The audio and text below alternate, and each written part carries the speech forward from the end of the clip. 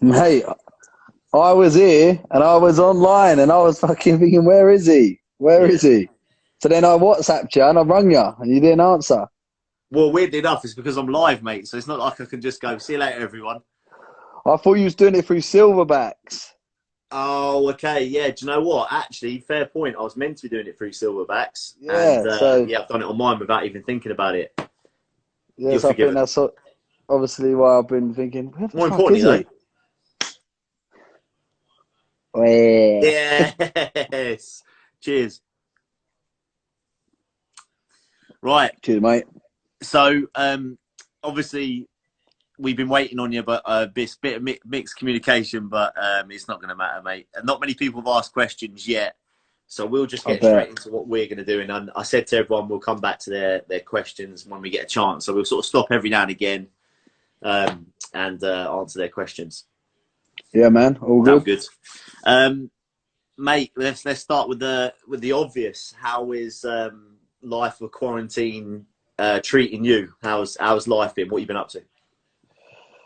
It's been shocking. I hate it. I absolutely hate it. Yeah, Um, but yeah, I suppose you just got to get on with it. At the start, I was really positive about it. Yeah, like I'm gonna do this, I'm gonna do that. It won't break me. I broke after about 3 days. yeah, Mate, it's not having routine. Like obviously, routine's always been a big part of my life, especially like with the army. mm, Um, so like even coming out of the army and then not having routine, that I struggled for years without it. So finding martial arts and doing all that kind of gives me routine again. yeah. So then obviously I've been like up and down throughout since like leaving the army and all that. And basically in the last couple of years, I really found a pattern of that I need to stay like focused and stay in the gym as much as I can. So as like and everyone else, I train like 3 times a day. I'm always training. So to go from training so much to not, it's horrible, mate. I Yeah, struggle. yeah. Do you know what? That actually leads us on to the first question. Then, obviously, so um, just kind of to go into it. How did you find jiu-jitsu and martial arts? What sort of got you started in doing martial arts? So, give us a little bit of your back history of who you were before martial arts, and then what got you into martial arts. Okay, so obviously for those who obviously don't know, I went in the army at 16. Uh, basically, done year and a half there. I actually got injured because I went in as a kid, so I had to go to an army foundation college and do a year there before going on to phase two. Went on to phase two, basically done that. Got to the last week before P Company test week, and I got injured. So I basically got MD'd from the army. Took a bit of time out because I was so young. And then I decided I didn't want to go back to Thanet, like my hometown, and just be nothing. So I decided to learn how to teach scuba diving. So I actually signed up to a course in Turkey, flew over to Turkey, learned how to teach scuba diving, become a PADI instructor. Then was actually like lucky enough to be given a job as a scuba diver instructor out there. Okay. So I finished the summer out there, and then the following summer I it worked. It only worked out at about a year and a half out when I got MD'd.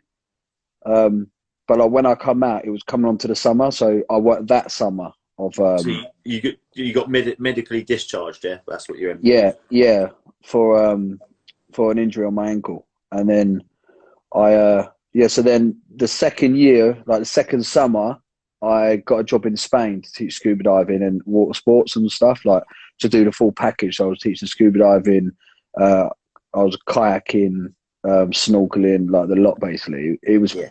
mate, to be fair, even to this day, it's probably one of my best jobs I've ever done, mate. It's Yeah. absolute life. Yeah, it's Yeah. so gangster, mate. Yeah. Um, and then after that, I actually come back from that job slightly early. And the reason being was I got the letter from the army saying that I could now reapply. Uh, that I would have to go in and see a couple of army specialists and that to look at my injury. Yeah.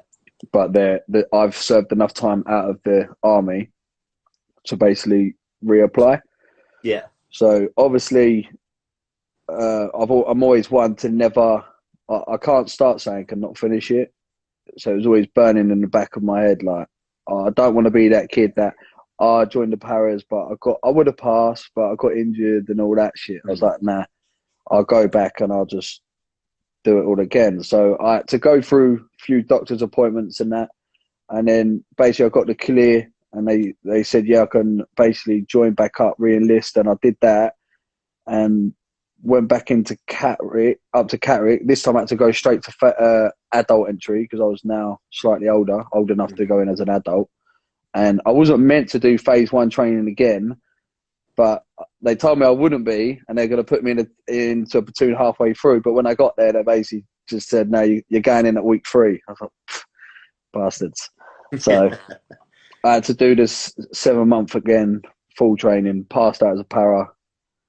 Went to Afghan, come back from Afghan, went off the rails a bit, was drinking a lot. I got put into a whole, basically into MT platoon because I basically was deaf from Afghan and lost my hearing, so I weren't allowed around the weapons and shit. So I got moved to MT platoon to do like work on vehicles and that. Yeah. Which basically, as like, people know me, I'm not one to sit back and be that type of guy. I want to be in the thick of it. So I kind of like just went out drinking, doing everyday shit really, and basically started getting into trouble a lot. Yeah. And then that's when I actually started watching like UFC and Pride and that when I was in Afghan. And it was actually, I got introduced to it from a friend of mine, my best friend in the army. His name's Dave Kell. And whenever I watched it, I was like, mate, I'll be good at that. I was thinking, I will be good at that type of fighting. That'd be sick. So, yeah, I basically, when I come out and I started getting into a lot of trouble, I got arrested 4 weekends on the trot in different locations. Yeah. So I literally got arrested. I got arrested in Margate, Canterbury, Liverpool and Colchester. Like, right. 1 week after 1 week after 1 week after 1 week. And it just got to the point where it wasn't nothing like real serious, like serious crimes, but it was just fighting, like just getting in trouble. And my mate pulled me one side and he was just like, listen, I love you, you're my best mate, but I'm telling you, if you don't stop this, like fighting, he said, like, you're going to end up in prison. And not only that, like, I don't want to hang around with you. Yeah. And that like really took me back a bit. And I was a bit like, well, I'm not actually starting fights. He's like, look, I know you don't start them. He said, but you're the first one to basically kick off if people start. He says, and the truth is, mate, he said, all these people that you stick up for, he was like, they won't stick up for you. He said, so why don't you come along with me? I found this MMA gym in Orpington, Semtex, and they do MMA there. It's this little Brazilian.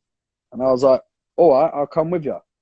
I'll come with you and I'll give it a go. So come with me. So I went with him and I went down to this little gym in Orpington, Semtex, and I walked in and that's when I first met Neto, a little Brazilian.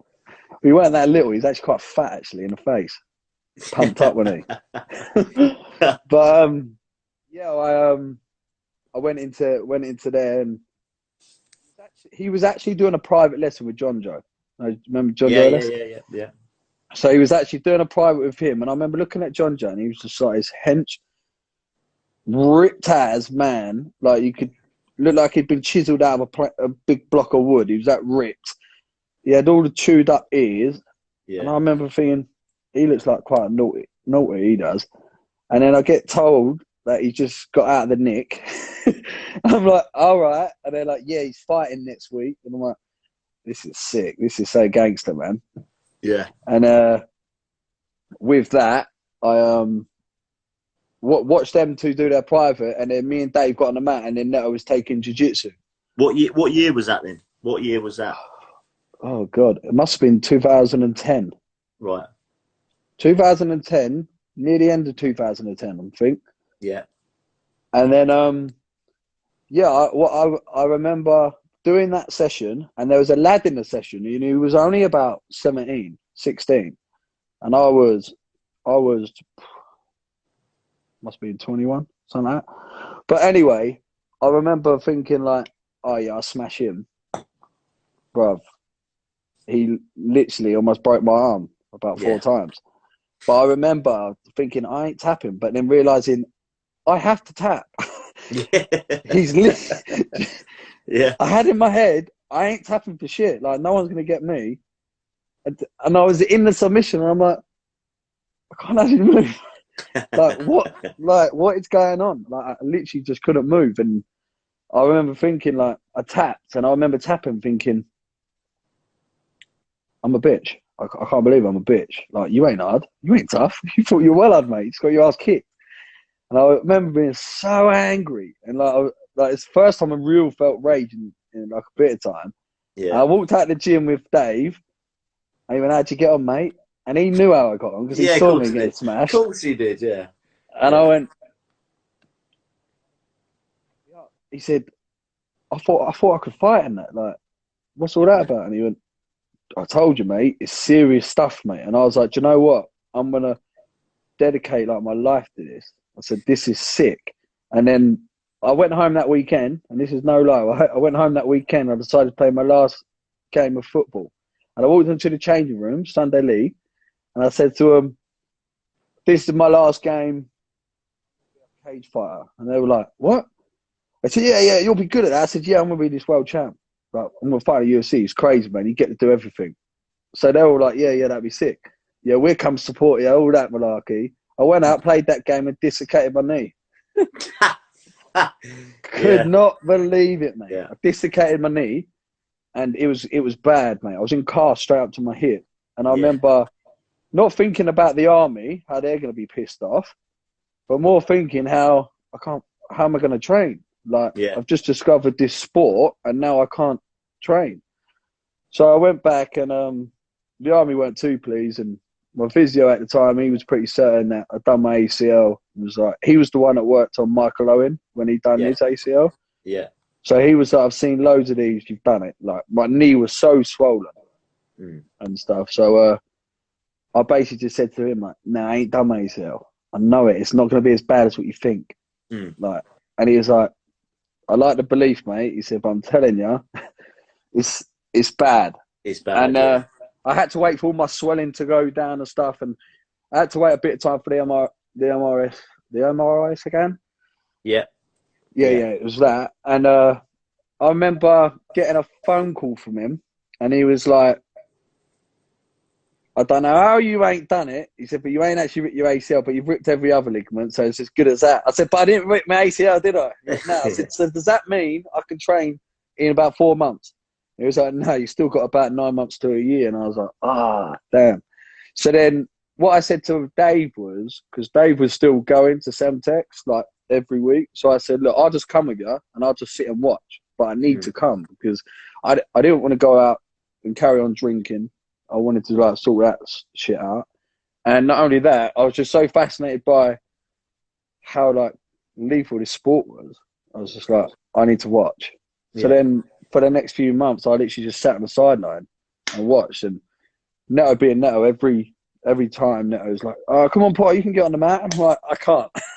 I literally can't. Trust me, I would, but I can't yet. I can't. And then I think it was about 9 months, 7 to 9 months. And then finally I got on the mat. And then I really started my jiu-jitsu journey. I picked up jiu-jitsu pretty well. And that's when I had a few comps at white. Eventually got my blue belt, and then that's when me and you went off to Abu Dhabi. Yeah. So just tell us about how you got on your first competitions at white belt. And did you compete? Was it in jiu-jitsu first before you went into MMA, or did you go? No, jiu-jitsu. So it was jiu-jitsu first. Jiu-jitsu was like the first martial art fighting I'd ever really done. Like growing up as a kid, I didn't like the thought of fighting. Like it was weird, really, because I just didn't. As much as I was a mouthy kid, because that used to stop people from trying to start a fight with me. Yeah, of course. Yeah. But if they wanted to actually meet up and fight with me, I'd shit my pants, mate. I'd be like, oh damn, I need to get out of this one. I need to read my sister. But what was your first BJJ comp then? Do you It remember? was British Open. Okay. British Open. Because I remember we had to travel quite far for it. I think it was up in Birmingham. Right. It was actually, yeah. It was the British Open. Oh no, the English Open. It was called the Right. English Open, I think. I think they've changed now. Has it changed? It's not an English Open anymore, is it? So you had the Kent Open, which changed to the English Open, but they were always at Dartford, and then you had the British Open, which was always up Birmingham. Oh, there might have been. I'll tell you who it was. Whose comp it were? Brulio Escobar. No, Brulio. Brulio Escobar. Braulio Steamer. Estimar. Yeah, Braulio Braulio Steamer. Estima. That's it. Yeah, that's the one. Yeah. It was his competition. Yeah. Yeah. So British Open. Yeah. Yeah, I competed in that. I got gold in that. But to be fair, I think there was only like 3 fights. Yeah. And it's at white belt, yeah? Yeah, at white belt. At what weight category, do you remember? 61 kg. Right. So I think it's like super Light feather. Yeah, light feather, something like that. Yeah. Yeah. So and I won them all by submission by Anaconda choke. Yeah. That was the first submission that you were shown, right? If Yeah. Yeah, so yeah, let's talk about that. That'd be cool. Yeah. So tell it. So that was the Anaconda was the first submission you were shown that you remember, right? And then I remembered reinventing it for yourself, didn't you? And calling it Anaconda, yeah. Yeah. Well, so what happened? I remember it was actually because obviously I started training a lot with Neto, and I just couldn't get enough of it. So I was just like, I train every day, you train now. So, because I had a bit of money saved up from Afghan and whatnot, I used to just like drive, because it's still like, I was in Colchester, so it was still an hour and a half drive to Orpington. Yeah. So it'd be an hour and a half there, and then what ended up happening was I come out of the army, and then I literally just used to stay with Neto in the gym. We stay in the gym, and literally I train with Neto like 7 days a week. Like, literally stayed there, woke up, trained. But I remember it was the first time I've been training with Neto a lot of Semtex, because that's where I first started out, Semtex. Because I started doing my stand-up fighting, Muay Thai and that, with Kieran and Steve Glasgow. So yeah, I was doing it with them. So it was a good gym. And then I found out that Neto had this, like, used to teach over at Danny's at Dell's. Yeah. So I was like, oh, I'll come there with you. He's like, yeah, come over. So I went over, and this was like early days. And one session, Neto taught us the Anaconda. Yeah. And I was just like, this is awesome choke, man. Like, you can get it from anywhere. Yeah. And I remember thinking, it's just something that just literally just clicked straight away. And it might have been because I had skinny, long arms, so it was just very easy for me to get. Yeah. But I just instantly got it. And yeah. I remember then sparring that first session that night, and there was Danny on the mat, Tao, all of them. Yeah. And I hit that Anaconda choke pretty much on every one of them. And Tao was so pissed off. He's like, who is this kid? It's his first session. Like, what the like going mad. Yeah, mate. not happy. He was not happy because Tao was really competitive. Like, me and Tao become quite close, and we used to have real feisty sparring, man. Like, he used to go off. Yeah. So we used to get stuck into it. But I remember Tao like just being so like, who's this kid? He's training on getting that. How's he hit the Anaconda choke like that? Yeah. And then it just become a choke that I was just so, because you can literally get it from anywhere. You can get it from standing up, and the amount of times when people would shoot in on me for a takedown, that's where I would hit it. Yeah. Because they're extended. So it was so easy. I was just like, all I got to do is put my hand on my bicep and roll. Yeah. So that it literally just become like my move, where everyone was like, oh, Cam likes the Anaconda. And then it weren't until I fought Paddy Pimlet in Cage Warriors, and obviously I locked up the Anaconda choke on that. Yeah. Richard Tutt, I've got to give him a shout out, and I've got to say this because I did also see him pop up on the screen a minute ago. Yeah. But he was the one that named the Anaconda the Camaconda. Yeah. He's like, Cam wins by Camaconda, and I was like, that's sick. and he's always said to me, just think, mate, when you get to the UFC and that, and you're smashing people with this, I'll be claiming that. Don't be saying that. There he is. Yeah. He just said, yeah, boy. So he's like, I'll be claiming that. Well, mate, just gonna just go over a couple of questions that were asked, and we'll keep the answers like as minimal as possible, obviously, because otherwise we'd be here for hours. But so I love to talk. One of the first questions that was asked was, do you prefer BJJ or MMA?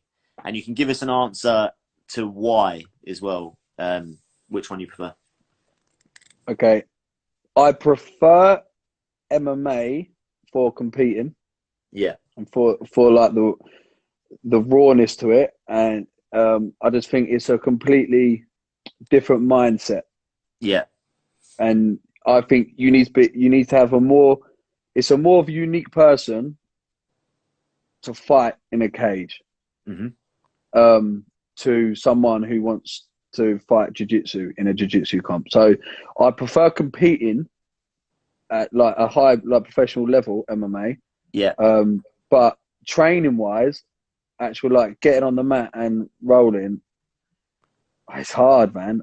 I'd probably say jiu-jitsu, like rolling gi and no gi, like well, regardless. If you had to, if somebody come up to you and said they want to learn a sport or an art of self-defense, which direction would you push them towards? What would you offer them? What would you say would be the best thing to go to? Brazilian jiu-jitsu. Yeah? Why is that? Yeah, 100%. It's the most effective martial art in the world. Yeah. I don't care what anyone said. You could take listen, Gracie proved it in UFC 1. Yeah. He was the smallest guy in the competition. Yeah. And he put everyone to sleep. Yeah.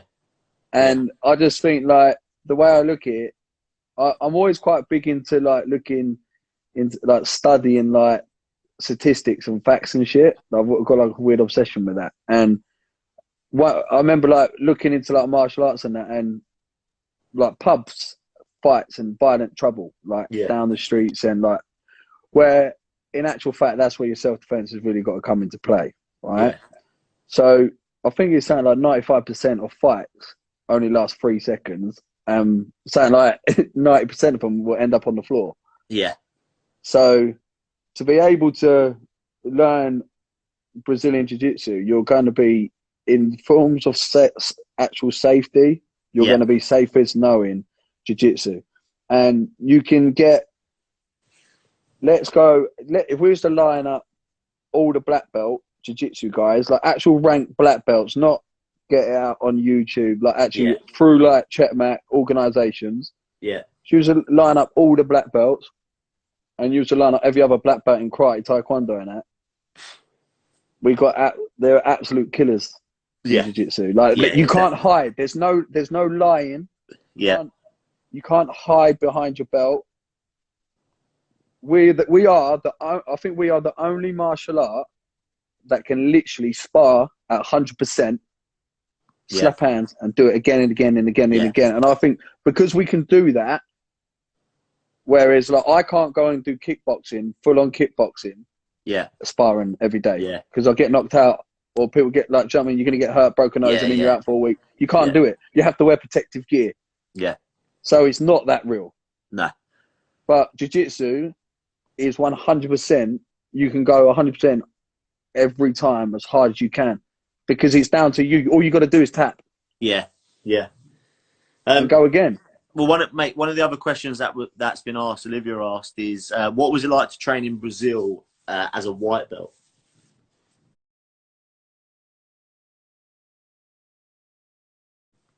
Awesome. At the start, I felt like I was the best white belt ever, and then I got a quick reality check. Yeah. In a nutshell, yeah, and I say that because out in Brazil they have a different way of teaching. Well, Broca does, so they like to teach in stages. So to a white belt and a blue belt, they won't get taught anything more than a triangle from guard and an armbar. So they learn the fundamentals religiously for so long. So what I found was white belts and blue belts, it was hard to pass their guards. They were very strong, and it took a while to pass, but I could submit a lot of them. But that's because I had a lot more submissions in my arsenal than they did. So I kind of like would feel like, oh yeah, I'm killing it. I'm doing really good. Give me a purple belt. And in the purple belt, I went with Bobby. He submitted me in a headstand. I never forget it. like bruv, I went to, you know, when you put your head down and jump over. Yeah. I went to do that, and he caught me in midair, but he wouldn't let me get down. And he held me out his legs, and my neck was out, and I was like, oh my God. And then he went to pull my legs back the other way, and I remember just going, yeah, yeah, yeah. Like, what the heck? And he absolutely demolished me. And I was like, okay, yeah, I'll stick back down here. Yeah. But for training wise, I think if you're serious, if you train 3 times a week, twice a week, then you should definitely consider doing a month in Brazil. Yeah. And yeah, mate, I love it because again, I'm one of those people. I don't ever do something half-heartedly. Yeah. So I come obsessed with it. So, like, just for example, learning to play the guitar, I've been doing like 2-3 hours a day. Like, my fingers all like split up. Look at my thumb; it's all like split open.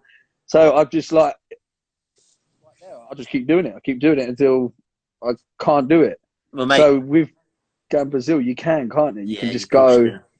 And we was training 3 times a day out there, so I definitely recommend it, and I loved it. The heat, though, isn't it? The heat out there. When I went up, because obviously when I went up to Brazil, it's the heat. The heat gets you, and you can't. No amount of explaining it will do it any justice. I find, you know, that it just saps your energy. And I remember saying to one of the guys, like when we sat there talking. You just got your gi on, and you sat there. You haven't moved. And there's like a bead of sweat starts going down your chest. And you're like, man, I'm sweating. I haven't even moved yet. I'm sweating. Like, the heat was just unreal, wasn't it? And then obviously the level of the jiu-jitsu is really high because that's all that they were doing. Like, when I was speaking to Azatona and a few of the other guys, you know, they were saying, how often do you train? Like, how many times a week and stuff? Yeah. And I spoke to him, and then he was like, here in Brazil, you either train or you don't train. And I was like, what do you mean? He was like, well, here you don't train like once or twice a week. You train every day, or you don't train, like you don't come to the gym. Yeah. They give you so much stick for not training. So yeah, it's an experience. It's a big experience. Just quickly moving on to the next question, because I know we'll end up talking about this forever otherwise. But one of the next questions was Angry Steve's asked, which is which is a good one actually, because this can lead us on to a story of one of your MMA fights. Do you use the DAS choke? And what tips can you give to improve the technique? So do you remember the DAS? Yeah. So let's answer the question first. Do you use the DAS choke? And if you do, what tips have you got to improve the technique? Okay, so the DAS choke, the biggest tip for the DAS choke I'd give is, instead of laying away from them, make sure you lay beside them. So a common thing with a DAS choke is most people think that once you've got their arms set up, that's the DAS in. It's not. It's position actually of your body that would actually apply the pressure of the choke, which actually cut off the supply of air to the head. So, say, it's hard because I just want to demonstrate now, but I can't. Course, yeah. So I'm trying to think and talk. My key advice would be with the DAS: just because you have the arms locked, it doesn't mean it's over. You need to keep them on their side, and you need to be laying down beside them. Don't go away from them, okay? If you go away from them, then that's where you switch to the anaconda choke, because you can take the anaconda choke. You take the anaconda choke from north-south. Yeah. You don't take the anaconda from side control, really. So, yeah, stay. That would be your advice. Yeah, my advice would be, and obviously going on the fight with Ed Arthur. Well, no, actually, I was actually thinking way back. So your, I think it was your second amateur fight, wasn't it? And we went to London. And it was in that really shitty church hall. Yeah. And I think it was a Danny Beaver show, wasn't it? Yeah, they stitched me up with that fucking massive roid head. Chris Cruz. Like that. By the way, Danny Beaver, brilliant guy, lovely guy. Still really good friends with him now. And he was running the show, wasn't he? I can't for the life of me remember what it was called. But it was called. Hang on, it's on my head. But it was your second amateur fight, wasn't it? And we were in the changing room, and we were warming up, and I showed you the DAS choke, didn't I? And you were like, oh, that's really good. And Netta was like, yeah, I don't like that choke. And we were like, oh. Yes, I actually remember that. Okay. I actually remember that. Yeah. You can. You like the anaconda choke in the fight? Yeah. Do you remember that? Yeah, I remember his legs off it. I think no. I think what it were. I think I set up. I don't know. I have to look back on it because I've actually got it somewhere. I think we set up the dance and then we went to the dance to Anaconda, or we went for the Anaconda to the dance. Yeah. I think what happened. I think what happened was you. So we done it. We drilled it in the changing room. We came out to the fight. The fight begun. It hit the floor, and then you were in half guard, and like I was screaming because it was me, John Joe, and Neto in your corner, and I'm screaming at you to do the dance. And then you set up the dance, locked the guy in with the dance, and then switched it to the Anaconda. Yeah, switch, and finished the guy with the Anaconda. Yeah, and then afterwards you were sort of going, oh yeah, like I really like that, and Neto was like, yeah, I don't like that joke, and we just like looked at each other like, oh okay, okay, whoops, type of thing. Yeah, that's funny. No, I do remember that. I do, mate. That was crazy. I remember. Can you remember being behind the curtain? Because remember at the weigh-ins, we didn't. It was back then. We didn't really matter about weight, but we say like weigh in. Yeah. And I remember being behind the curtain, and again they mucked up my music. They tried. They played his music. I'm like, go on. I was like, this ain't my music. Yeah, and then do you remember he was standing beside us, and I didn't even realise it was him. And I was like, yeah, you just thought, mate. He's like, I'm fighting you. And I'm like, well, clearly you didn't make weight. You were all dead. I remember him being like proper pumped up, and then it angered me, man. I remember walking to the cage and I was thinking, I'm going to fuck this dude up, like. And then I got in the cage and I remember the week before, do you remember Anderson Silva just landed that front kick on Vitor? Yeah, on Vitor Belfort. Vitor Belfort, yeah. Yeah. Course, and I remember like being so pumped because obviously I was such a big fan of Anderson Silva. I remember saying, I'm going to kick him in the face when we come out like that. And I'm going to get that picture on Facebook of me, bang. And I had it all visioned in my head. We come out. We didn't touch gloves. And, mate, he done that exact kick straight in my face. And my head snapped back. And I remember going, bang. And all I remember thinking in my head is, he's going to get the picture. What a fucking wanker. And then just going ham. And then that's when I just want to see. Because I remember when I switched to the Anaconda, I was so angry. I held it on and the ref was like, get off him. I was like, get off. Yeah, mate. I remember that. That's crazy. That was a long time ago. Yeah, I mean, it's amazing now. I mean, do you know what? Just off of that one sentence you said there, it leads me into so many other things that we could talk about, which I know that we could make this podcast about 5 hours long. But obviously, let's just quickly go into that really quick. So you actually got a chance to train with Anderson Silva, right? Yeah. Tell us about that. So that was you know what? This is why I actually love these two men, right? And they're Matt Robinson. Yeah, him and his best mate Brady. Who fought Mark Harris. Mark Harris, yeah. Yeah, so them two, like obviously Matty he's used to fight on KillaGorilla a few times, and then he come over and started commentating. Yeah. Honestly, such a top bloke. Like, so I always really got on really well with him and his brother Ryan. So the Anderson Silva was coming over to do a seminar, and Jimmy Manoa messaged me at the time and was like, Cam, I've got Anderson Silva coming. There's only a certain amount of tickets. Do you want one? I was like, how much? I was like, 80 quid. I was like, yeah, I'll check. He was like, I've got 2 more. Can you get someone else? And I was like, yes. And I knew Matty Robinson. He was just as big of a fan of Anderson as I were. Yeah. So then I rang him up and I was like, bruv, listen, I've got tickets for Anderson Silva. I said, I can't actually pay for the extra ticket because I'm not going because I couldn't afford it. I didn't have no money.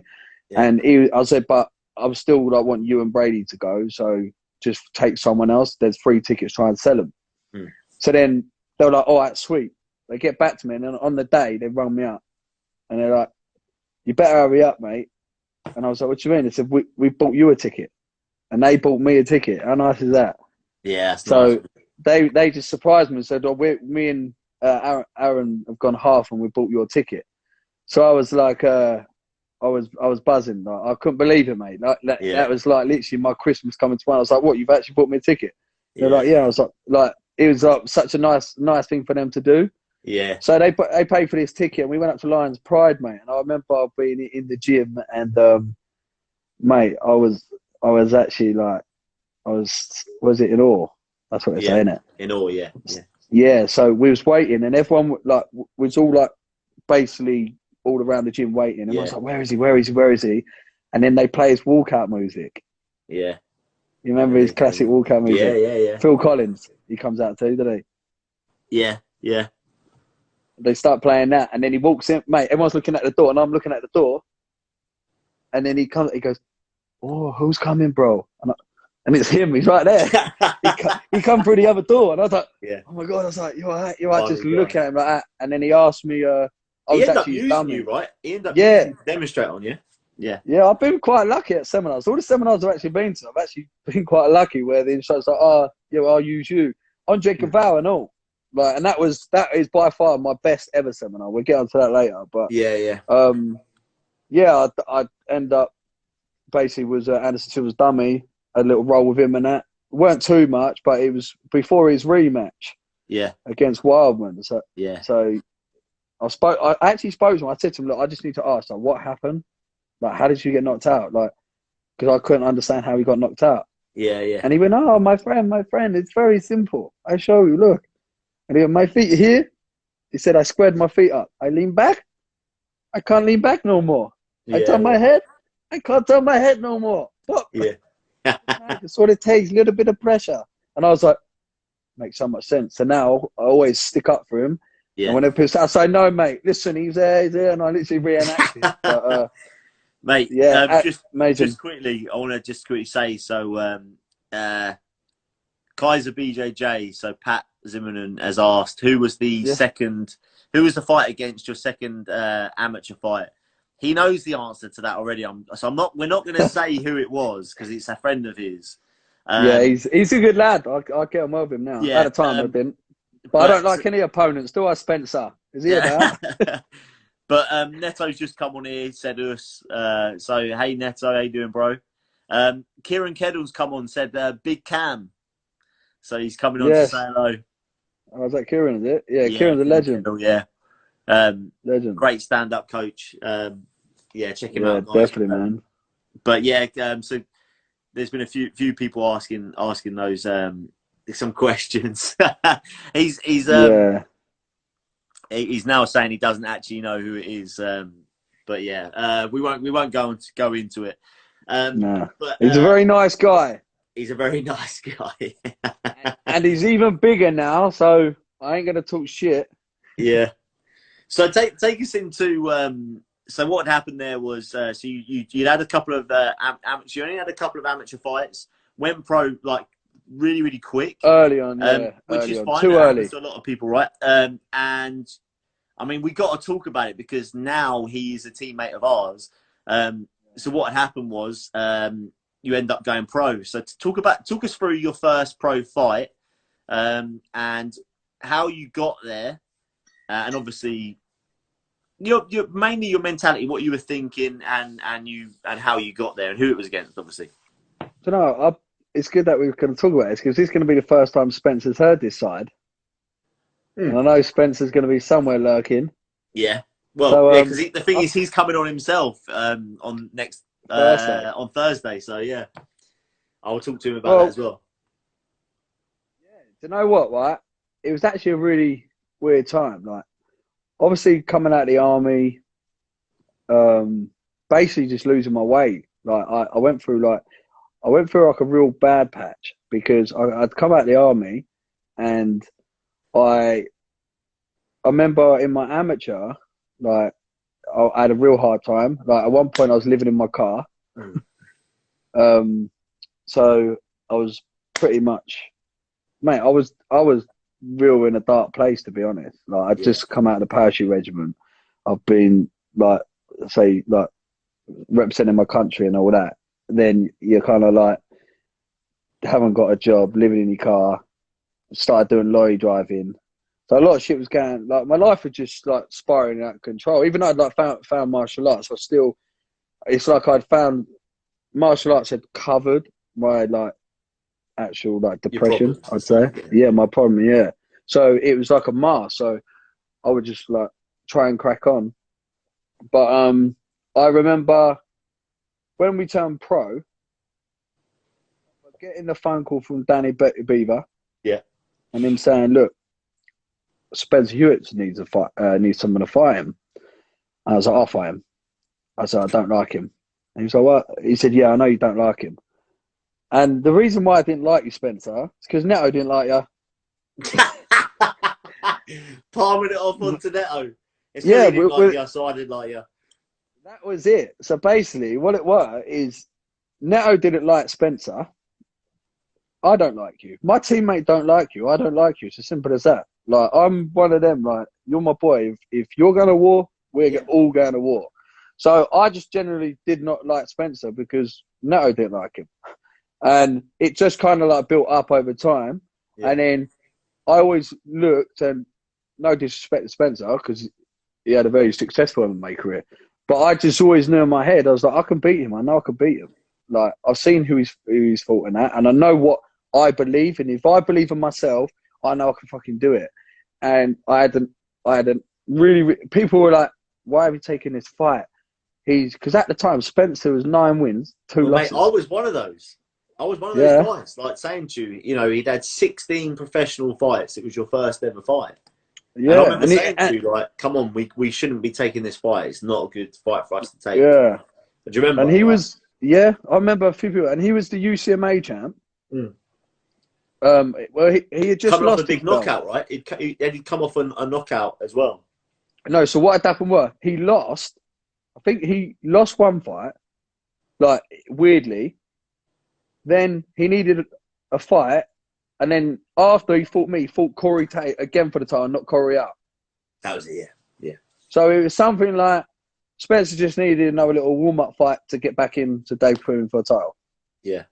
Again. So what had happened was I got off with Spencer. I knew in my head I could beat him. I knew I could beat him. And I trained, I had the best training camp ever. And then literally the week, like you'll remember this, the week before the fight, I had personal problems going on. Yeah. And I fucking lost my mind, mate. Like, I had a lot of deep shit happen. And, mate, I remember driving to Liverpool the day before my weigh-ins. Drinking whiskey with my friend Aaron Coughlin. I don't know what to do in my life while I'm fucking going mental.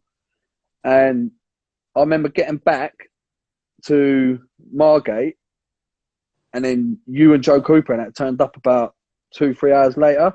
Yeah. We're like, come on, we've got to go to London. And I hadn't even slept. So this is a really, really important question for you then, actually. So with all of that going on, all these outside influences going on, how did you get yourself mentally in the zone and prepared for that fight? What went on inside that made you flip the switch to be like, right, you know, how do you mentally do that? What did you do? Well, to be honest, right, do you know what? I didn't actually ever manage to switch. Like that was the thing, and I thought I would. I thought, nothing could faze me. And to be honest, like what also stems back from my first ever amateur fight. My cousin was driving me to my fight and wrote my car off. Yeah, I remember. I was in a big car crash and my knee was swollen. Neto at the time was really pissed off with me. So I was just like, I'm going to fight. My knee was swollen. I rung Neto, told him I had a car crash. No, you ain't. Why the fucking lie? I was like, turned up, showed him picture, went out, still fought and won.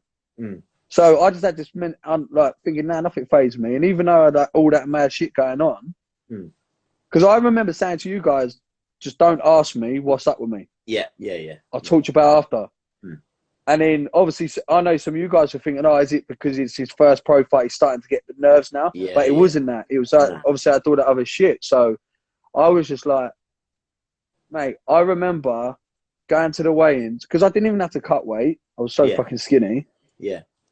And we weighed in, and then on the day of the fight, I remember just thinking, like, I'd never even thought about the fight. I was just thinking about what was going on outside with my life outside.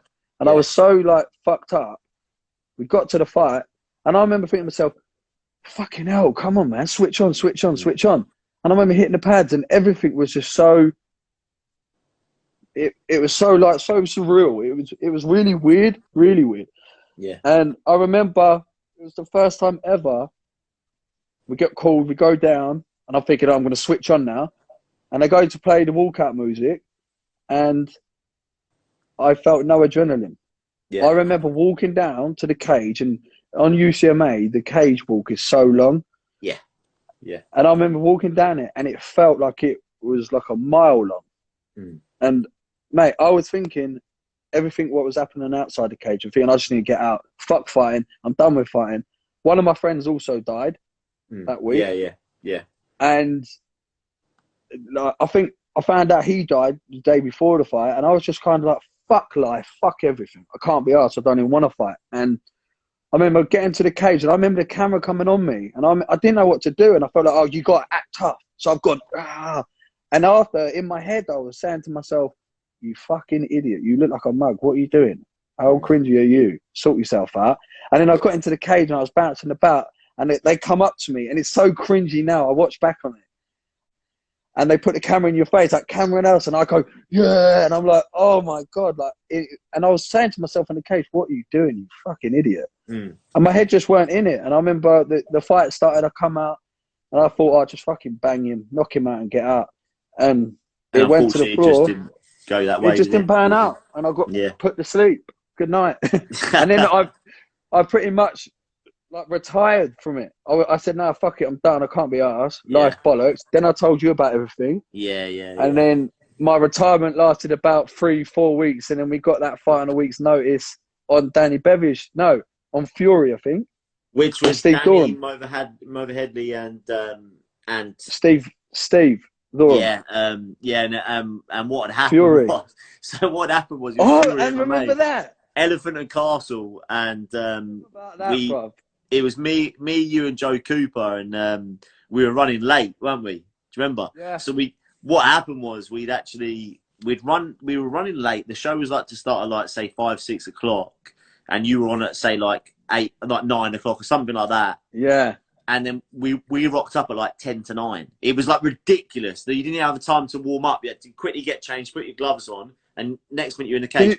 We were in the building for a total of 30 minutes before warm up, fight, leave. Like we was that. I remember whoever was driving us pulled up, kicked me out. You went apart the car. I ran through. Yeah. And then as I got into reception, the guy went, Cameron Ellis, he's a no-show, he's melted.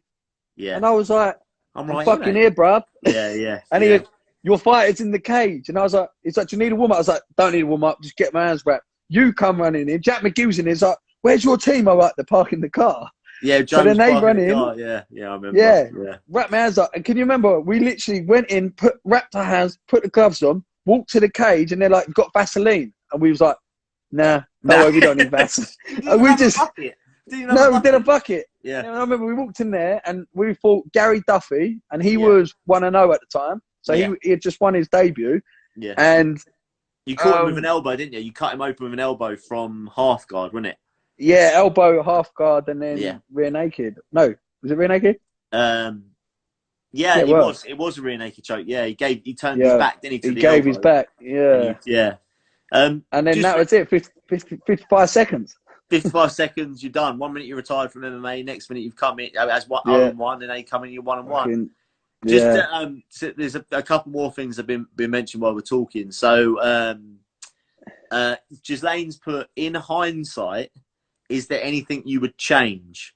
So just to give you just really quickly, we've got 1 minute 50 seconds left of this stream before we have to stop the stream and then start a new stream.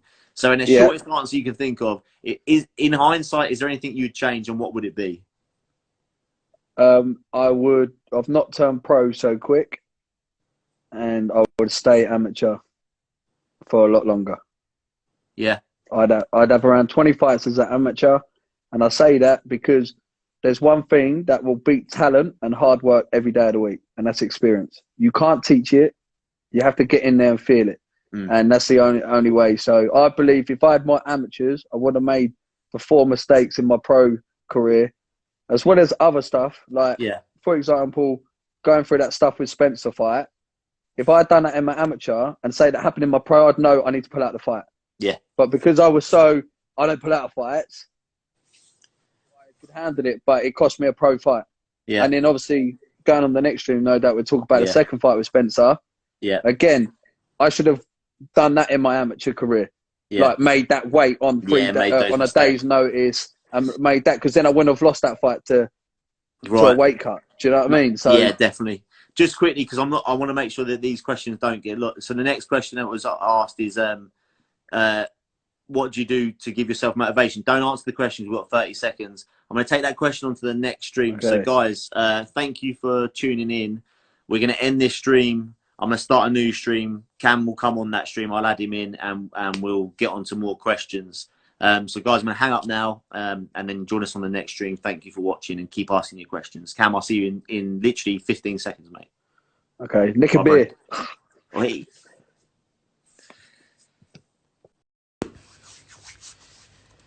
We're back. We're back.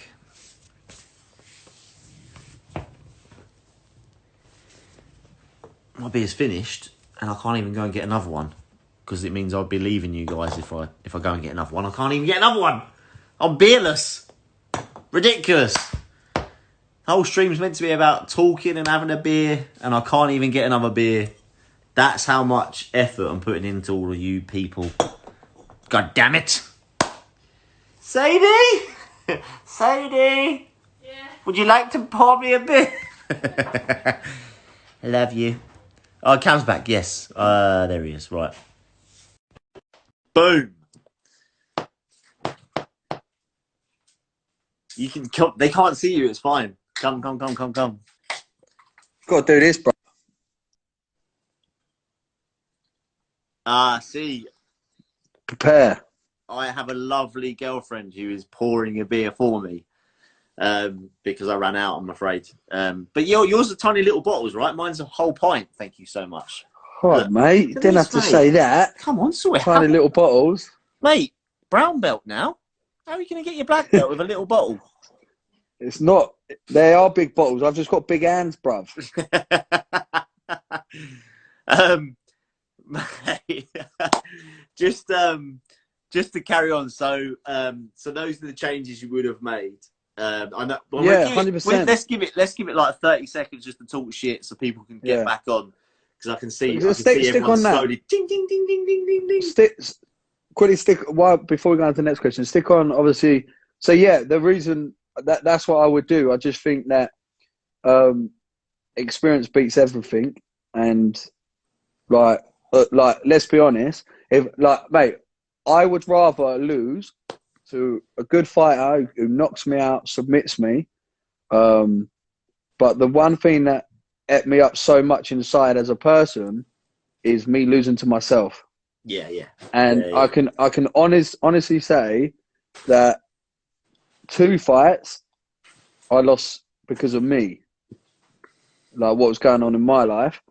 The other losses were down to referees' absolute fucking shocking refereeing. We will go into those quickly. Do you know what I mean? So when I actually I really like Dan a lot. Like I've got a lot of time for him. Really like him, and I know you like him as well. And yeah, he was one of the bad decisions, or what you'd class as a bad decision. And then the other ref that made a decision, not so keen on, are you? Obviously, I'm completely impartial, but you're not so keen on him, and he made a bad decision, but which we will talk about in a second. But so those are the main things you would have changed, just to gather the experience, and then that would have sort of taken over. There is no rush to greatness. Foundations are what you need to create. Strong foundations. So don't rush it. You can't rush the cement. It takes its time and then it sets. You can't rush it. You can't just scream at it. Like you got to set the foundations. There's no rush. Get yourself a good coach and that. Moving on really quickly. So obviously, because there's so much we've got to go over and only a half hour or so left. Because like I said, we could talk for hours.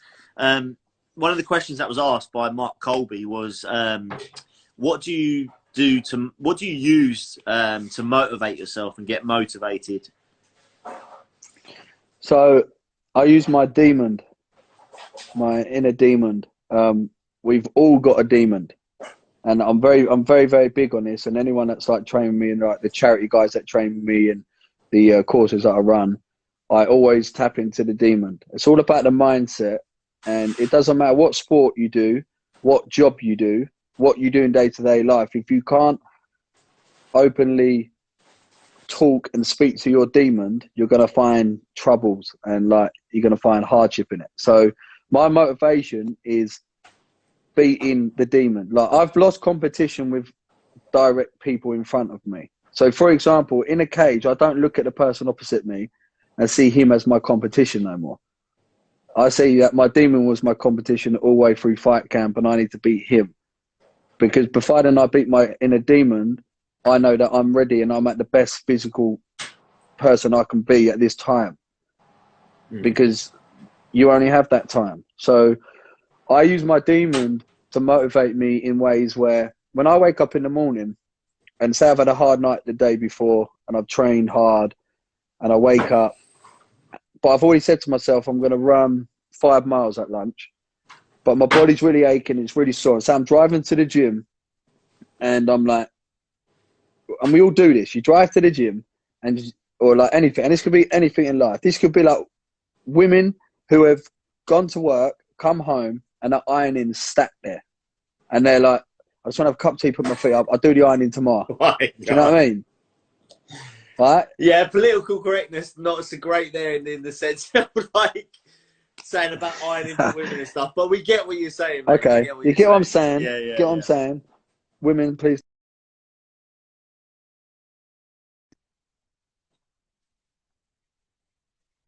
To relate to what I'm saying. I'm trying to make everyone think of a situation, because it doesn't matter that I'm a professional athlete or you're a builder or you're a single mum. We all have this demon in us, and we got to acknowledge it to get better. So what I mean is, they will go to do their ironing, but then the demon pops up in theirs and says, look, you've had a hard day. Put your feet up. Do the ironing. Iron the kids' shit in the morning. Do it in the morning.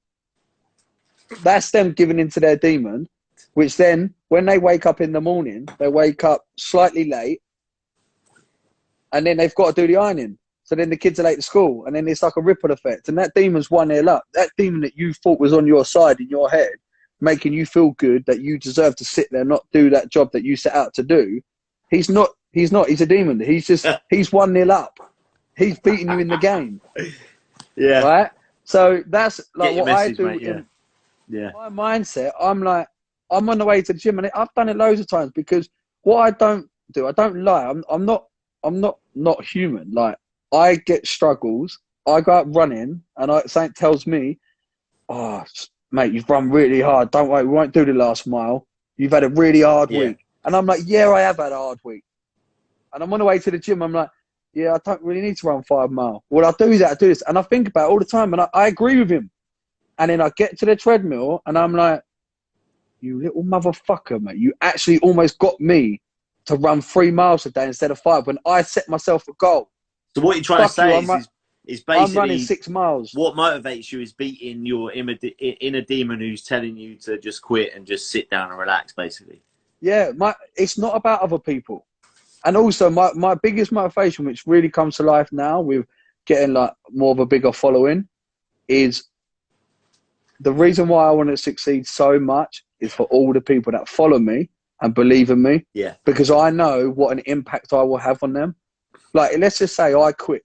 Yeah. Say after that Damo Whedon fight, I was like, you know, fuck this. The referee's bollocks. Fuck MMA. I'm done. Sorry for swearing. Yeah. I'm done. Yeah.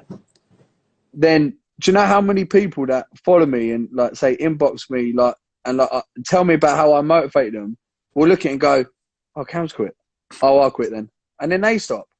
And all their like little things that they set out to do, they could just stop. Yeah. So I just feel that I have to carry on this journey to get and say like to the UFC, just so when I get there, people who have followed my journey can look at me and go, I've watched him non-stop go, and he's had hard times and he didn't hide from it. He told us about it. Yeah. And then when he got there, he can do it. That's motivated me. That's given that person that extra 20% on that bad day he's having to get out of bed and attack life instead of letting life attack them.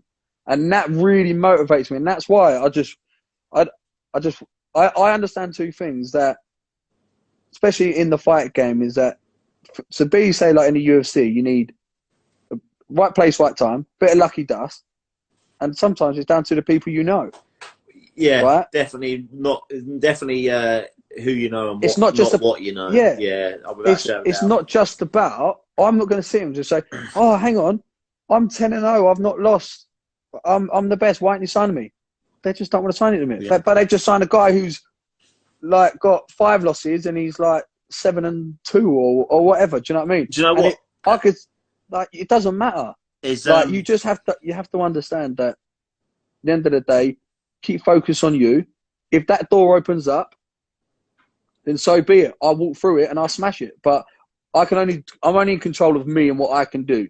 And I believe I'll get there. So Kaiser BJJ has asked, what's your view on steroids in the sport, and have you ever taken any performance enhancing drugs? Viagra, once. Okay. Or twice. Yeah.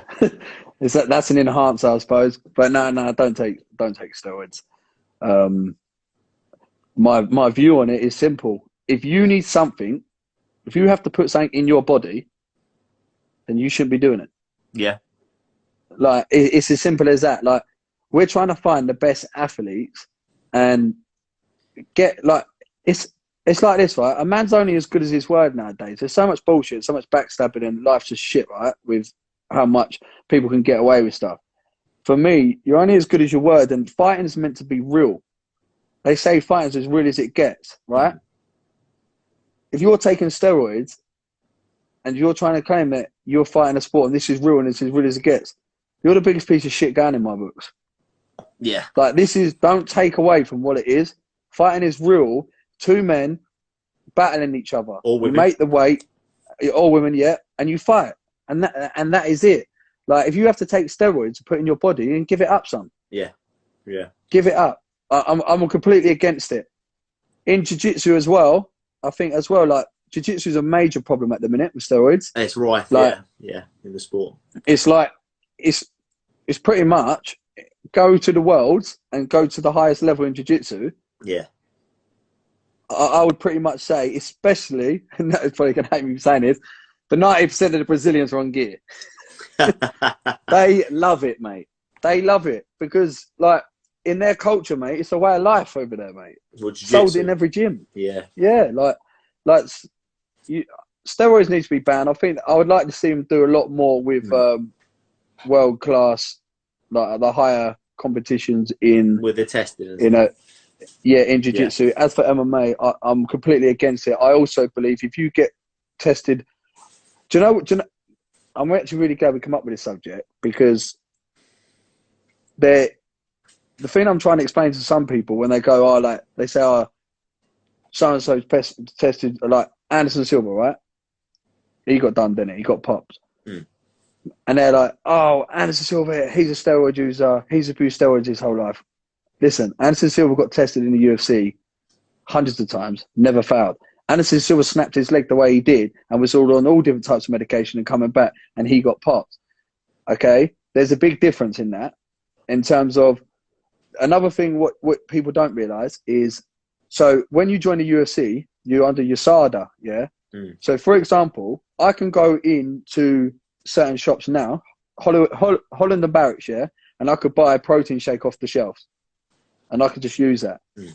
But nearly 60 to 70% of them, they're banned on the USADA list. Yeah. So they're classed as steroids. And it works the same. It's same with pro athletics and stuff like that in this country. Yeah. A lot of stuff like creatine and stuff like that is actually they ban. They can't. Yeah. They can't use stuff. So like that. Even though it's not like a performance enhancer, and what it is when they put it out in the media that so-and-so's popped for steroids, everyone thinks he's been injecting and getting pumped, and it's not. It could be as innocent as taking a rehydration drink, and there's traces of something. And now some drinks, So you imagine these big factories that make these drinks and make these shakes and that.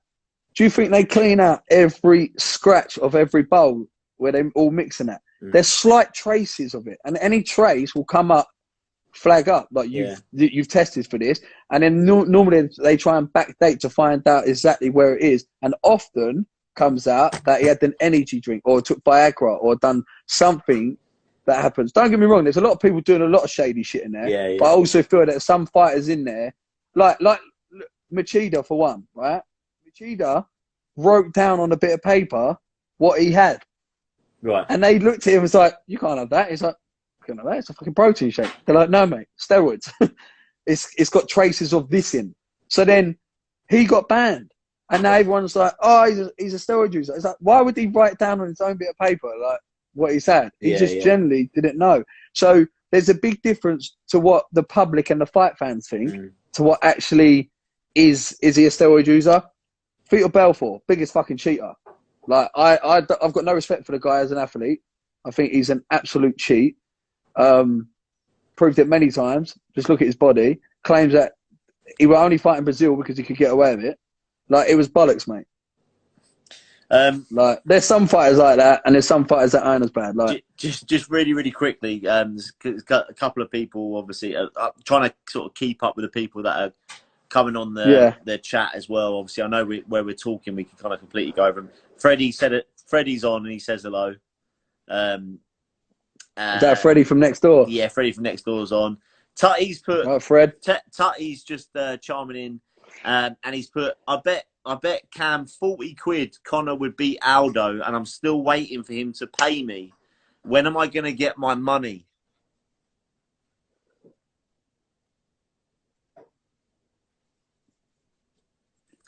So moving on from that, I remember that as well. We were at the casino. Do you remember? I hated it. I could have cried. I just ran out. Yeah. And everyone's going, "Oh, I knew he'd bang him. I told you." Yeah. Shut up, mate. So frustrating. Just really quickly. And Tutty was one of them. Yeah. Well, just so sort of moving on from that, we spoke about obviously Brazilian Jiu-Jitsu and training in Brazil. Obviously going to the birthplace of our sport. So that's one side of an experience. And obviously what you've done for a lot of people that do or do not know, obviously gone over to America to train and have trained there quite a lot. And again, we could just do a podcast on the stories from America. But crazy. Yeah, crazy time. But one of the questions that's been asked is how do you see the what's the comparison or the standard of MMA in America compared to the UK? So what? From when I first went out there? Well, just in general, what would you say the comparison is between America and here? A lot better since I've been going out there, because you think now I've been going out there. I think it works out 6 years now. 2014. No, 2015 I went out there, so 5 years, right? So it's got a lot better. However, I still feel that the one place that we really struggle at is the ground. And I think because majority of MMA fighters in the UK and Europe don't do as much jiu-jitsu as they think they do, like that they should do. Yeah. And the reason why I say even the bigger gyms like Team Titan and some of the other gyms that have come on and they started introducing the wrestling more, still aren't doing as much jiu-jitsu for MMA, are they? Well, do you know how I look at it, right? When I first started out boxing and stuff, right, I thought to myself, me starting out boxing and learning the fundamentals and just trying to be a boxer, I'm 10 years behind everyone. Like, these guys have boxed their whole life. Like, say I'm boxing a 25-year-old. And he's boxed since he was 10. Yeah. And now I've been boxing 3 years, but I'm about to get in a boxing ring and box this guy. Like with my basic boxing. Yeah. I was never ever gonna really win. So how I looked at it is that I need to be really unorthodox, like mix it up, kicks, taekwondo, because how can someone of 25 years prepare for someone like me who's doing something that he hasn't done? Yeah. So then flipping it back now to the wrestling and jiu-jitsu. The wrestling in the States. Wrestling in the States dominate. But guess what? Jiu-jitsu is bigger here in England than it is America. So why try and learn wrestling now And you imagine now someone training 2-3 years wrestling in and coming up against a wrestler who's college wrestling, and you're going to come out in with your basic wrestling. It's experience and everything. Like, you're going to get out wrestled. However, what does beat wrestling? Jiu-jitsu. Yeah. Yeah. And a wrestler can take a jiu-jitsu guy down. So take you down, but he can't stay down there. And in order to land strikes, as we were talking earlier, you need to control the hips. Yeah. And everyone knows jiu-jitsu guys are great off their hips. Look at the Ben Askren fight and the Damian Maia fight. I said how it go. Ben Askren, there's no way Ben Askren will ever control Damian Maia's hips. Never. So I think that the problem that we got is that these fighters, like, don't get me wrong, train wrestling, but also you need to be doing jiu-jitsu more than anything. Like, one thing that stood out for me when I went to Jackson Wink was when I first got out there, they're like, oh, you're ground fighter. I was like, yeah, I'm more ground. I'm a bit wild stand-up, more of a brawler, but jiu-jitsu is my thing.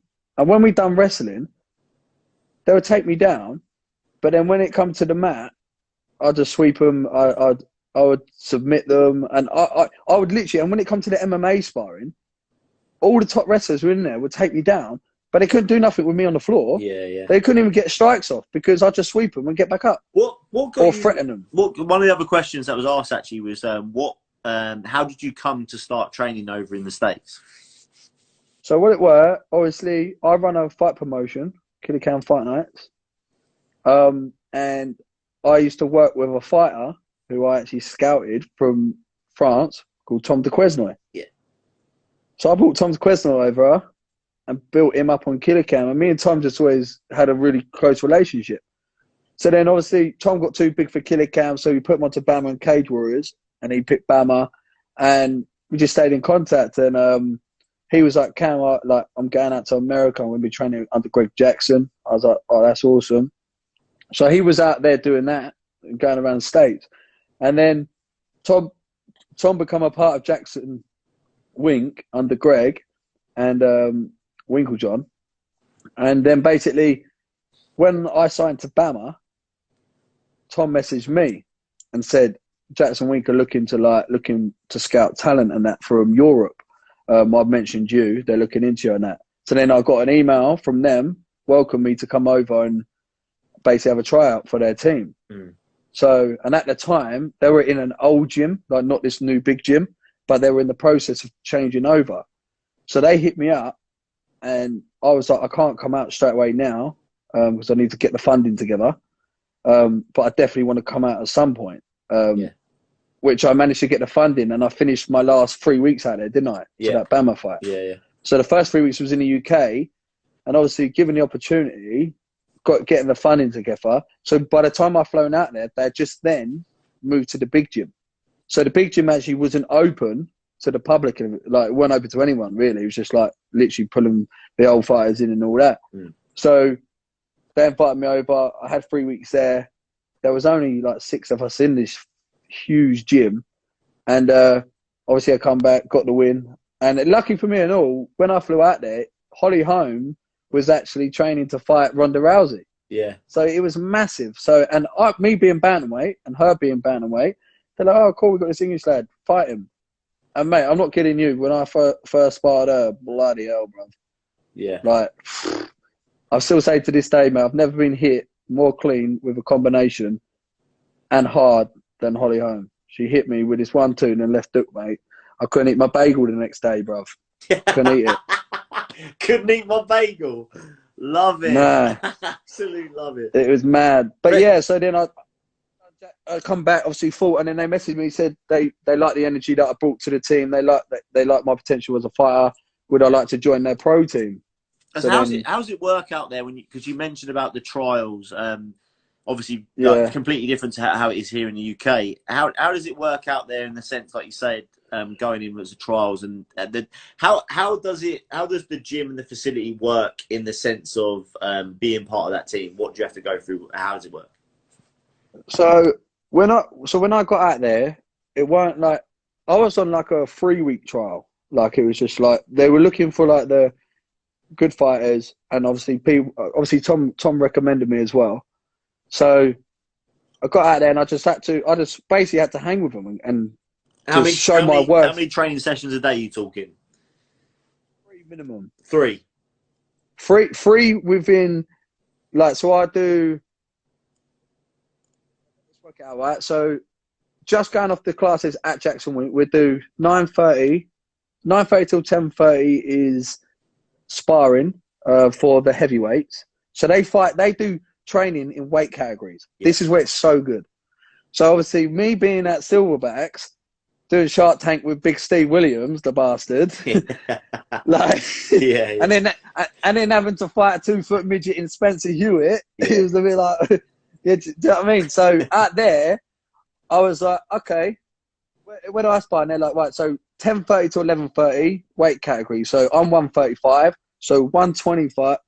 Funny, I was speaking American now and pounds. So flyweight to lightweight. Yeah. If you fight in those weight categories, you're 1. Then welterweight to any weight will be them guys. Yeah. So that'll be 10:30 to 11:30. Then I would quickly shower up. Then I would do my strength and conditioning at 1 o'clock. Yeah. So then after I finished that, I would then do 4 o'clock would be Greg Jackson's MMA class or something.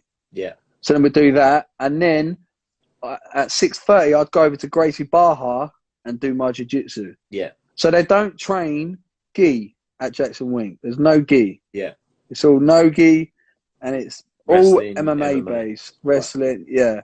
So averagely I'd get, and then I'd do a pad session as well. So some days I'd train 4 times. Some days I'd even do 5. Like now, when I'm out there, obviously I stay with Cowboy and that. So we're up at 5 a.m. in the swimming pool for 6.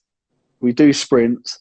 Then I'd have to go sparring at 10:30. Then I'd go strength and condition at 1. Then I'd have pads at 3. Then I'd grapple at 6. So that's 5. And it's a hard ass day, man. Yeah. And, so that's at Cowboys, not at Jackson Wink. No, yeah. So to elaborate on that, I live with Cowboy, but I still train at Jackson Winks. Right. So obviously Cowboy don't get on with them. But for me, Cowboy knows that my weight categories and that. Yeah. Like he's like, yeah, man, get down there, do what you got to do. And how does so it work? I so when you first went out there, were you staying with Cowboy or were you staying at Jackson? No, I didn't even like Cowboy. I thought he was a dick. But when I first went out there, I stayed in the dorms. Yeah. So I stayed on site, and it's literally, so there's loads of people there now. But when I first got there, now they could have about 40 to 50 people stay there. When I was out there, there was only 8 of us because it weren't put out there to invite people. Because now you can go online on their website, fill out an application form, send it to them, and then they say yes or no, come through. Yeah. Whereas before they invite you.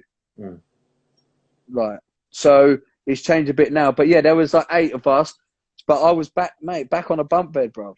Got shit dibs, mate. I was fucking top bunk.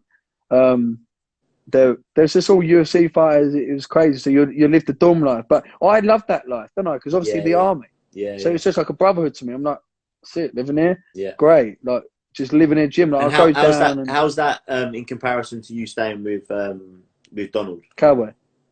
So what I've learned, what used to happen a lot is that I was just so hooked on training. I had no social life. And don't get me wrong, like you're out there to train, but you need relaxation away from it. You need, like, living in the dorms for 3 months. I did 3 months stint in there. It becomes too much. Like you've just been punching some guy's head in on the floor and he's done you today in sparring. Now you're going up and you've got to sit there and you're waiting to cook and he's there. Like, and it's like, he ain't washed some stuff up. And you're like, bruv, come on. Like, tensions rise and it gets too much. Yeah. So the moment it was after, I actually got an apartment for a while out there. So before moving into Cowboys, I've become friends with a guy out there called Flav. He's from Hawaii. Yeah. And another guy from Portugal, Francisco. So they end up taking on an apartment and I took it on with them, and then we just literally like lived in this apartment, which was cool because we had out there is really cool. Like, so when they do, you imagine they're starting to do a bit more over here, but imagine you renting a flat or apartment over here, but you're in like a private estate. Yeah. And you have a swimming pool, a games room, like everyone has access to it, but it's all like sectioned off security to that. Yeah, yeah. So that's what it's like. So it's really nice that, because you'll go train, you'll come back and you kick around your pool, and you're not around everyone. I love my own space. Yeah. And you need it. Especially like with the bigger fights I started to get, you need that time away from everyone. You don't want to be sat there like with them and that. So then I lived with them for a bit, but then obviously some fighters drop out. It's quite sad when you think about it. Like some people, they're chasing the dream of nothing, they have a loss, and then you don't hear from them again. Yeah. So that's pretty much what happened with Francisco. Like, he pretty much just died out and left. But me and Flav stuck at it, and then what it were is me and Flav took on another apartment from one of our girl mates, B, because she was always off everywhere around the world. So she let us rent her apartment, and then me and Flav become friends with Cowboy. And then next minute, I'm just like, Cowboy's so like, I say he's so like me, I'm so probably like him because he's older than me.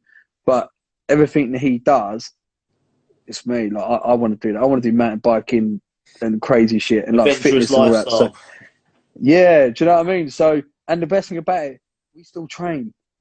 We train hard. Yeah. We train hard, we play hard. Like that was it. So with this whole chasing the dreams, like you were saying, obviously the dream for you and chasing the dream for you is to fight in the UFC. How is obviously taking out this whole coronavirus stuff? How's that looking for you, plans wise, and what are you expecting or predicting is going to happen for you going to the UFC? Obviously, coronavirus fucked a lot of things up. I honestly believe I would have been fighting on UFC London. There was a couple of late pullouts on that due to the coronavirus, and my name was put up, and I actually got asked like what my weight was and all that stuff. Can I step in and fight? Because it looked like there was 2 opponents on there that their opponents couldn't fly in because of coronavirus.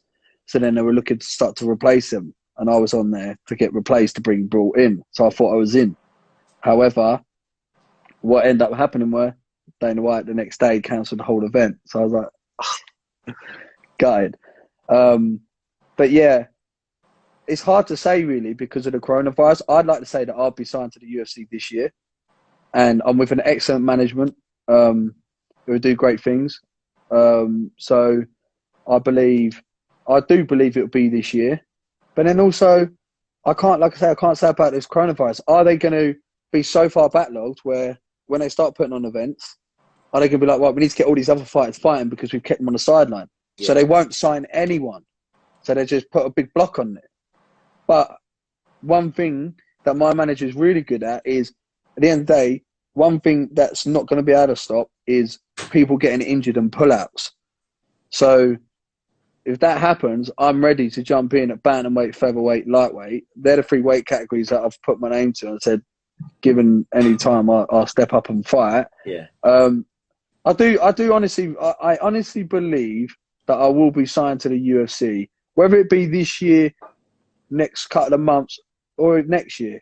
I will be signed to the UFC before my fighting career is over. And I believe that because I've worked my visualization. I don't just think of my visualization. I train my visualization daily. I work hard. And whatever I've wanted in life, I've always ended up getting and achieving. I just believe that even when the chips are down, they're not down. They're only down when you put them down and walk away. And I won't walk away from it. Mm.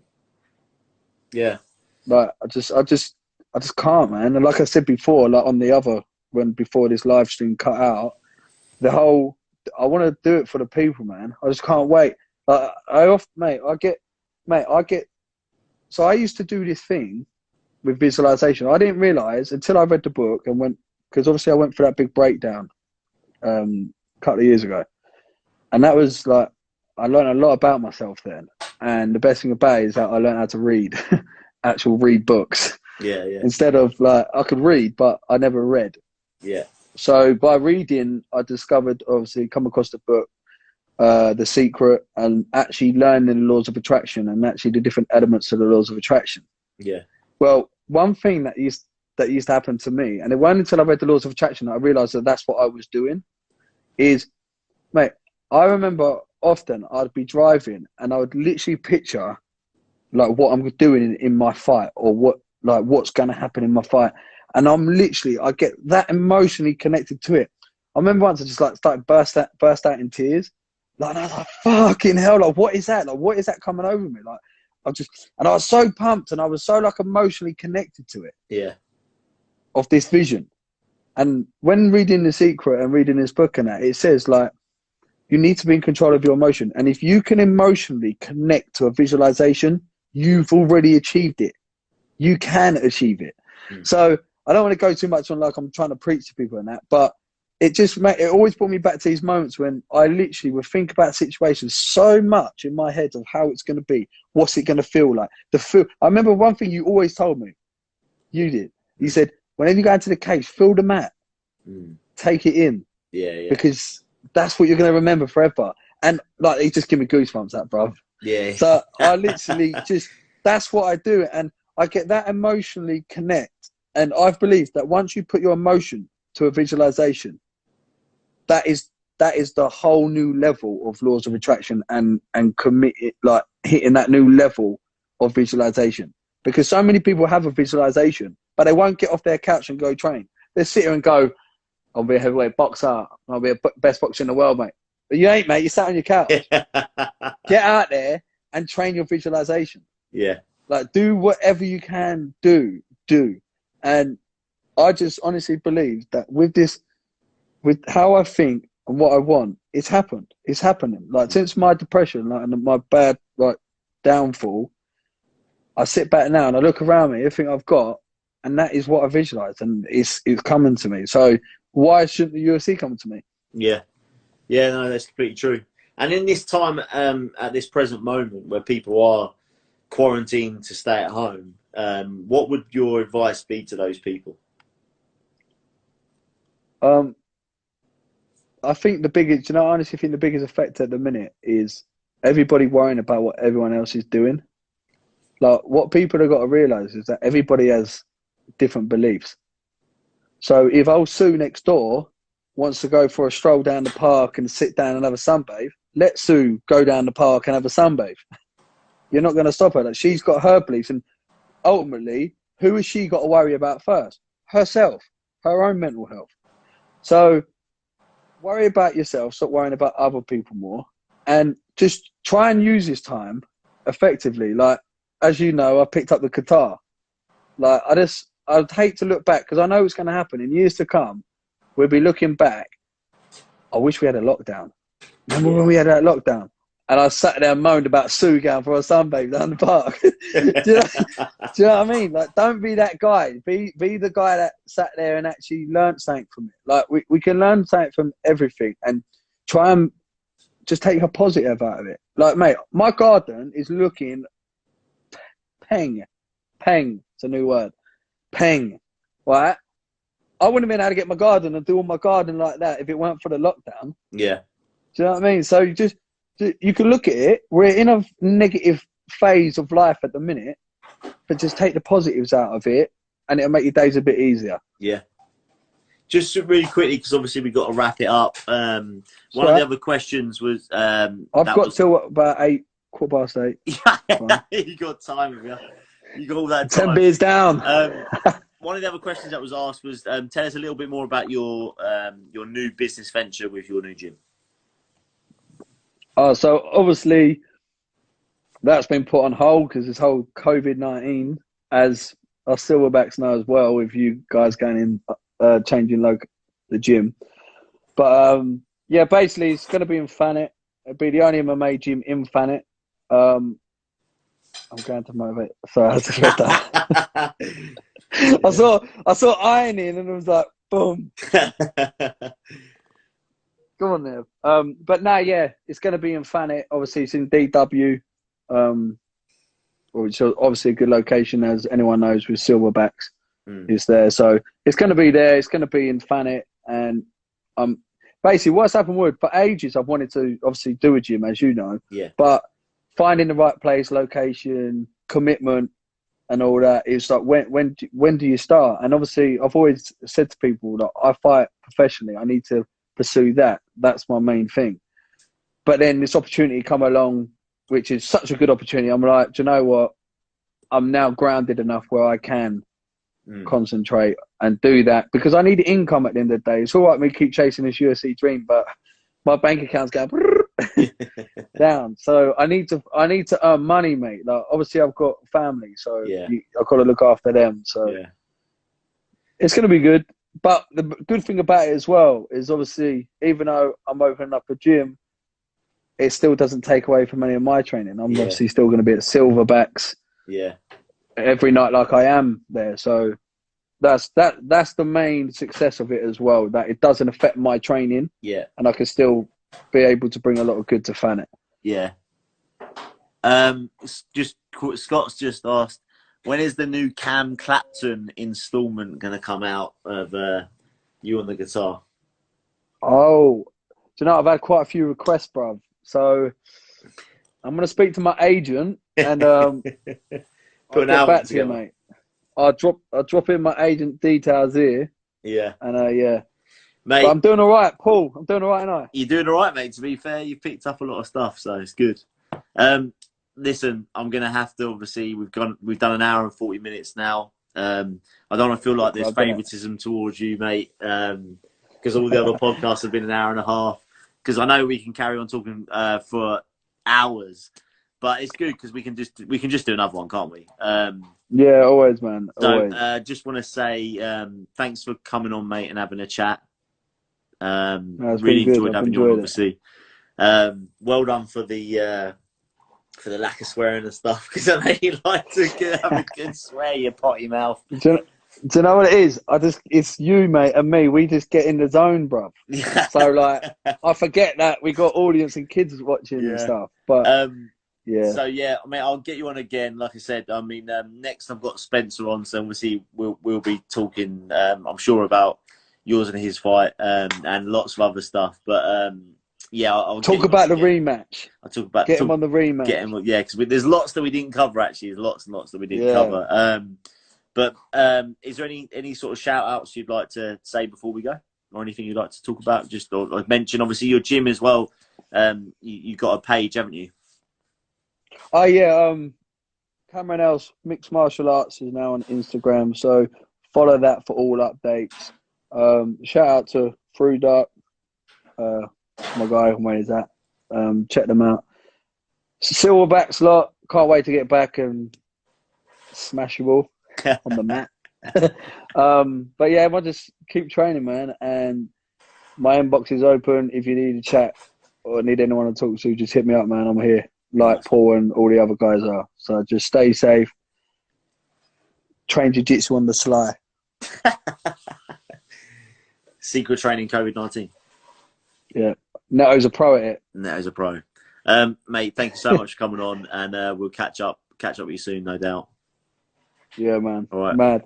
All right, take care, Sweet, mate. Man. Thanks for that. Take care, mate. Cheers, bro. Bye, guys. Bye.